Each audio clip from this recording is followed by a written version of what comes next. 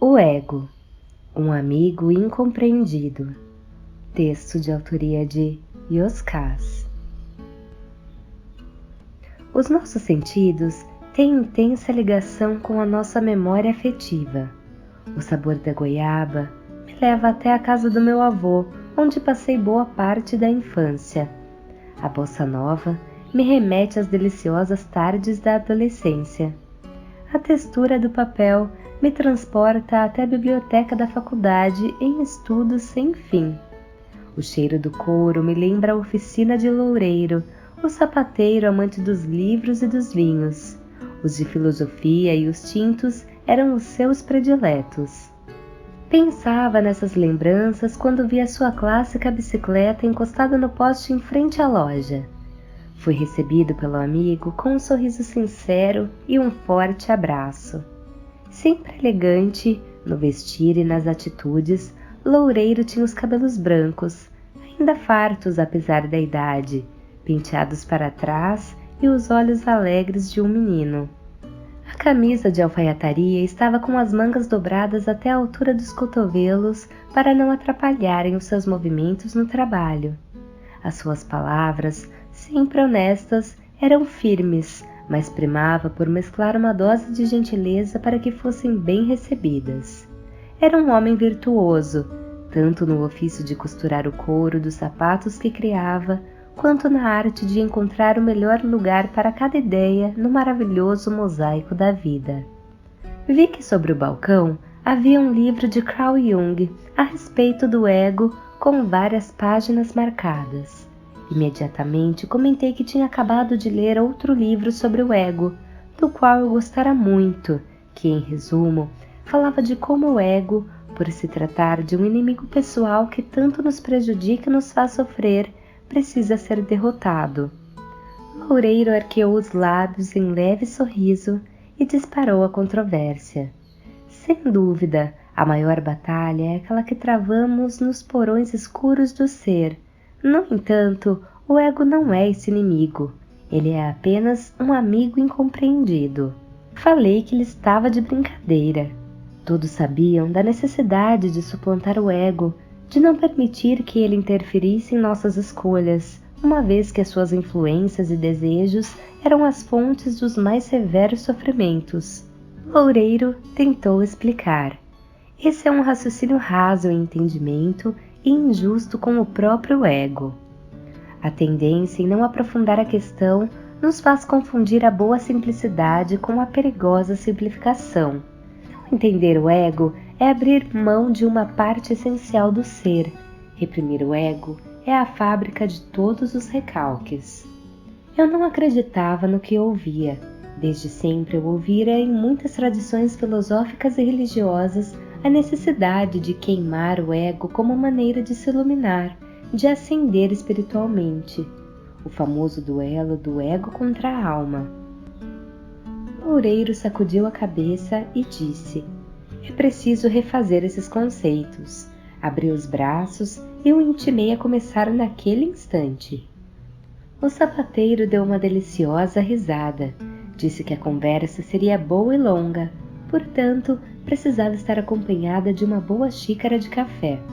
Não demorou muito, estávamos sentados frente a frente com duas canecas fumegantes sobre o balcão antigo de madeira. Loureiro iniciou a explicação com um interessante prefácio. Há mais de 500 anos, Teresa d'Ávila escreveu As Moradas do Castelo Interior, um livro fantástico e ainda muito atual. Através de metáforas, ela retrata uma pessoa como um castelo. Na sala do trono, o lugar das grandes decisões, está a alma. De sentinela, em vigia no portão que serve de passagem para o mundo, fica o ego, o mestre e o guardião. Os demais cômodos do castelo são ocupados por ideias e sentimentos que habitam uma pessoa. O equilíbrio, a limpeza e a perfeita comunicação entre os cômodos do castelo retratam a harmonia daquela construção. A ruína de um castelo será sempre de dentro para fora. A força da sentinela está ligada ao poder do rei. No entanto, sem muros firmes e bem guardados, o trono restará vulnerável. Interrompi para dizer que o texto era rico em lirismo e pobre em praticidade. O sapateiro tornou a discordar. Pelo contrário, é uma leitura que ajuda bastante quanto ao entendimento pessoal. Enquanto eu não me conhecer por inteiro, sombras e virtudes, ego e alma, estarei distante dos estados permitidos pela plenitude. Não me será permitido vivenciar a liberdade, o amor, a dignidade, a paz e a felicidade com toda a amplitude possível. Bebeu um gole de café e prosseguiu. Essa questão tão falada de queimar o ego me parece semelhante quando se referem a queimar o karma. O motivo é simples. Karma é aprendizado. Portanto, a roda só gira quando as lições daquele ciclo evolutivo estiverem incorporadas ao ser. Claro que as palavras são perigosas e o verbo possa ter sido usado primordialmente nesse sentido. Porém, foi deturpado através dos tempos ou por inúmeras conversões idiomáticas. Nenhum ritual ou cerimonial permitirá ao indivíduo pular etapas de aprendizado. Nenhuma boa escola autorizará um aluno a passar de série sem que absorva o devido conhecimento. Evoluir sem aprender é uma ideia absurda, um total contrassenso. Falei que concordava quanto aos conceitos referentes aos karmas, mas lembrei que o ego é casa das sombras, os nossos traiçoeiros algozes, motivadores de todas as enfermidades emocionais. Desta vez, Louveiro concordou. Sim, é verdade. Para em seguida discordar mais uma vez. No entanto, não confunda o ego com as sombras. O ego é também o lar onde as virtudes podem morar. Elas, as virtudes, transitam entre a alma e o ego, entre o trono e a vigia do castelo. Desde que os cômodos e corredores permitam o acesso e a comunicação. Não esqueça que para cada sombra existe pelo menos uma virtude para iluminá-la. As virtudes são os estados de ascensão das sombras. Estas, primordialmente no ego, despertarão aquelas, originalmente adormecidas na alma. Alinhar o ego à alma, em unidade de desígnios, é o perfeito equilíbrio do ser, a iluminação. Perguntei se não seria mais fácil extinguir logo o ego e, por consequência, as sombras que nele habitam e o dominam. Sem o ego, nos restariam todas as virtudes da alma. O sapateiro me questionou, e quem pagaria as contas? Eu tomei um susto. Falei que não tinha entendido a colocação. Loureiro foi paciente. Parece brincadeira, mas é sério. Não há atalhos. Qualquer ideia nesse sentido é a absurda tentativa de queimar etapas. Ainda há pouco você reclamou por praticidade no discurso. Lembre que enquanto estivermos com os pés fincados no planeta, precisaremos do ego. E muito. O ego é a nossa raiz na terra. A alma são os olhos nas estrelas. Os olhos direcionam os pés. A cada passo, caminhamos. Ir ao supermercado, preparar um almoço saudável, cumprir a agenda profissional, levar os filhos ao dentista, praticar atividade física, aprender um idioma são apenas alguns exemplos de coisas aparentemente banais do cotidiano que, sem o ego, seriam sublimados pela alma. No entanto, são nesses momentos que a vida acontece e podemos exercitar a nossa espiritualidade, ou seja, a própria alma. Entende que a alma precisa do ego para também evoluir? Claro que resta a opção ingênua de voltar a comer somente o que estiver disponível na natureza, morar nas cavernas e viver como ermitões em adoração seja lá o que for. Apenas deixe a espiritualidade fora disto, pois essa prática seria a antítese do sagrado. Convenhamos, isto é contrário a qualquer ideia de evolução, sempre ligada ao conceito de nos tornarmos pessoas melhores. Os relacionamentos interpessoais são as chaves da evolução humana pelas dificuldades que trazem e da necessidade de superação íntima que impõem.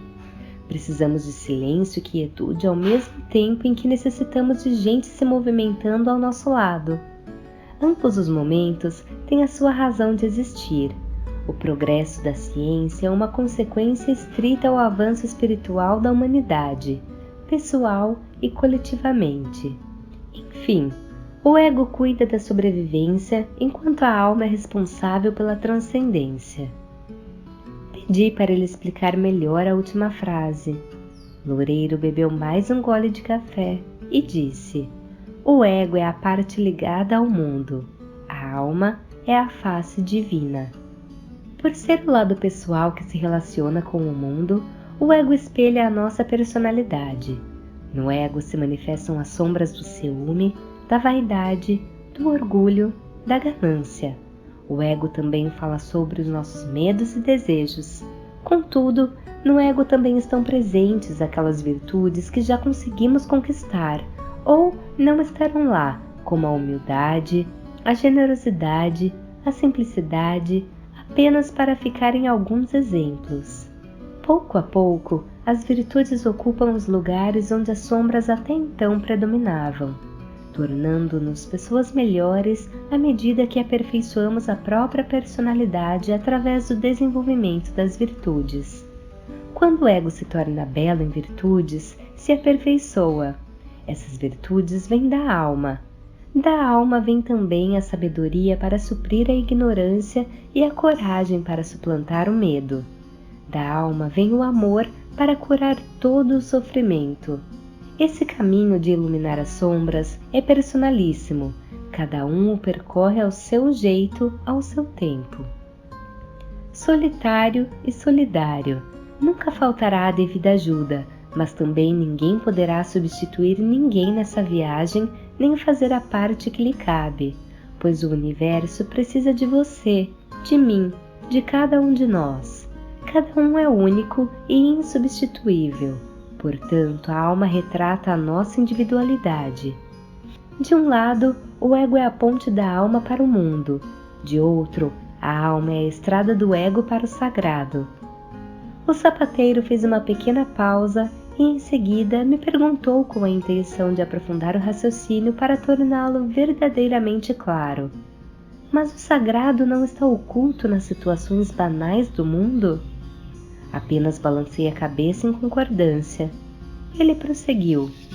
Precisamos que as vontades do ego a cada dia estejam mais e mais harmonizadas com os conceitos da alma. Somente a alma poderá mostrar ao ego onde o sagrado se oculta no mundo. Apenas o ego permitirá que a alma o vivencie. Percebe que não se trata de abdicar do ego ou esquecer da alma. Preciso do ego para viver. Necessito da alma para ser feliz, que haja a comunhão entre eles. Eu não sabia o que falar.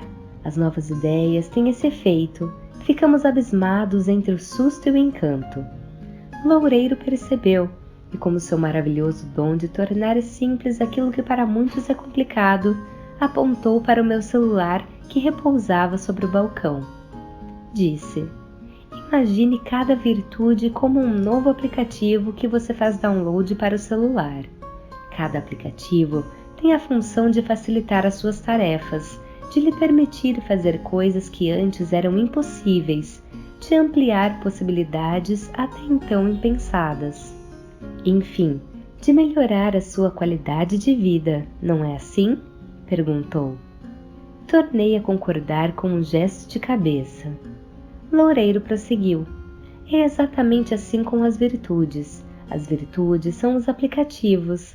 A alma são os criadores dos softwares. O ego é o celular. O ego faz download das virtudes armazenadas na alma. A cada novo aplicativo, o celular fica melhor. No entanto, o aplicativo não tem razão de existir nem serve para nada se não for instalado no celular.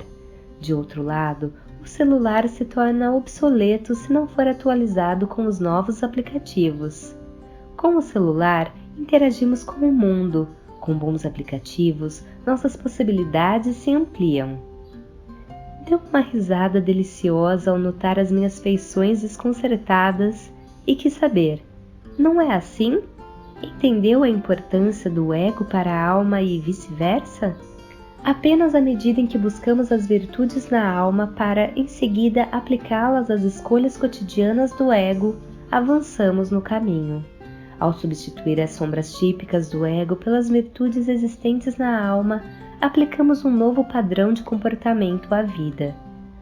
Muda-se o olhar, as escolhas se modificam, as dores arrefecem até sumir. Tudo ao redor se altera. Encontramos cores que não percebíamos, belezas escondidas em tudo e em todos.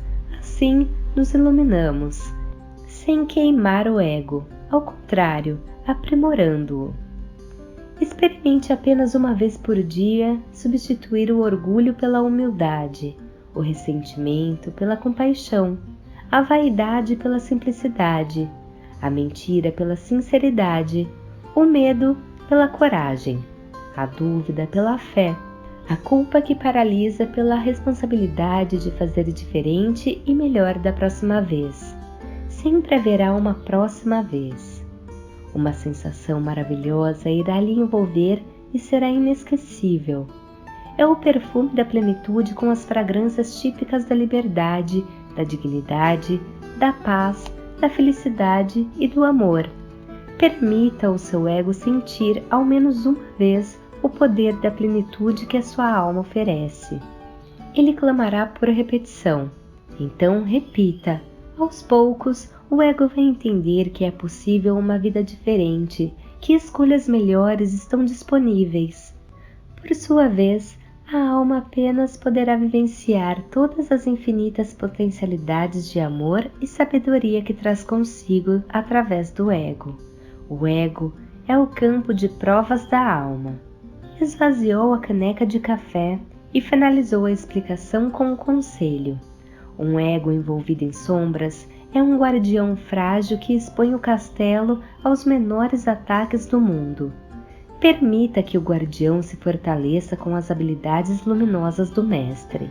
A alma conhece o bom combate e pode transformar um mero vigia em um autêntico guardião da luz. Estreite o contato. Melhores essa comunicação. Então, o castelo do ser se tornará inexpurgável e a dor não será mais inevitável. Voz de Paula Pauline.